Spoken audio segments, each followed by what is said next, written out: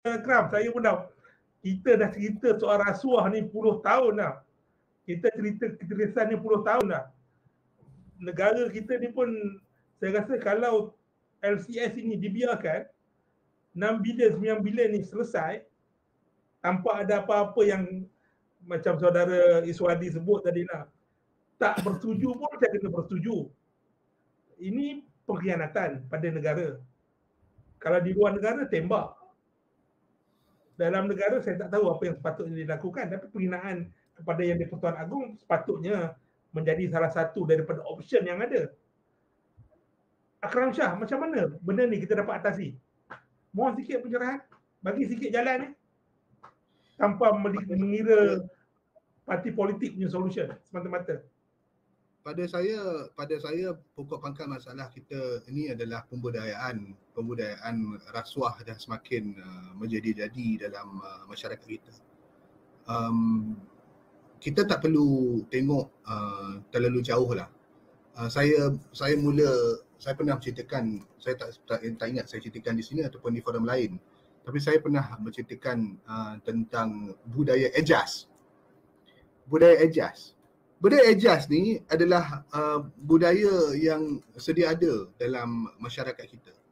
Biasanya penggunaan Ejaz ni digunakan kalau kita nak sesuatu dan kita rasa mungkin kita tidak boleh dapat secara merit ataupun persaingannya begitu kuat sekali. Dan kadang-kadang benda yang kita minta Ejaz tu, benda-benda yang kita rasa benda yang baik. Macam contoh, anak nak masuk MRSM tolong Ejaz sekejap.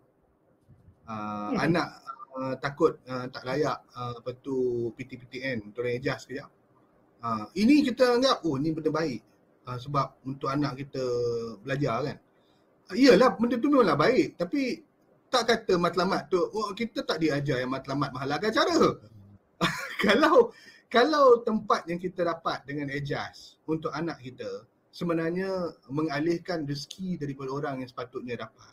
Tak berkat anak kita tu duduk di MRSM. Jadi saya pun biasa kalau ada kawan-kawan, sebab kebetulan dulu dan juga sewaktu dalam kerajaan tempoh hari ada yang minta tolong untuk Ejaz. Kita tanya, maksud you Ejaz macam mana? Kalau dari segi proses permohonan tu Ejaz tak boleh. Tapi kalau dalam tempoh peringkat rayuan, you nak rayu, benda ni perlukan sokongan. Boleh, itu kita boleh buat. Itu bukan Ejaz. Itu kita membantu dan proses tu membenarkan kita menyokong. Dan kebetulan kalau ada orang dekat atas tu dia kata dia, Akram ni hidung dia elok. Dia punya bulu kening pun lebat, aku suka dia. Jadi dia setuju dengan sokongan saya. Alhamdulillah lah rezeki tu datang. Tapi peringkat tu tidak kita masakan mengalihkan rezeki dia orang lain. Jadi kita kena tengok dan kita kena faham apa dia proses yang betul dan tidak betul walau benda sekecil-kecil. Apa yang kita rasakan baik, yakni mendapatkan tempat untuk pendidikan dan sebagainya. Dan kita tarik ke belakang balik, masalah Ejaz ni kalau dari segi kontrak contohnya, dia mula-mula dengan agihan kontrak kelas F dekat PBT kawasan-kawasan kampung ni. Keluarga yang sama dapat tiap kali ada agihan kontrak. Keluarga yang sama sampai ada 12-15 syarikat. Pak cik, mak cik pegang kontrak, pak saudara pegang juga satu syarikat. Daripada 30 syarikat, 6 kontrak, dan buat tengok 12-15 datang daripada family yang sama. Habis dia sapu semua. Kalau kontrak kelas F dekat PBT pun, you dah berebut macam tu, nilai dia pun satu-satu kontrak berapa ribu je. Ini tambah bila kontrak juta, ribu juta. Jadi, kenapa dia jadi macam tu? Sebab orang yang kecil dekat kampung ni pun, di kalangan masyarakat Melayu, duk percaya yang inilah cara yang lazimnya, yang sepatutnya dalam dunia ni. Dah jadi budaya. Dan dia, kalaupun kita kata budaya kita ni tak seteruk, kita selalu terlalu memaafkan diri kita dengan mengatakan bahawa dekat Indonesia lagi teruk. Dekat Indonesia lagi teruk. Indonesia mungkin kita boleh katakan dulu lagi teruk. Tetapi saya pun ramai keluarga dekat Indonesia. Tetapi di Indonesia sekarang mereka dah menerima bahawa itu mungkin sebahagian dari budaya, tapi mereka menerima, dia boleh tahu itu salah.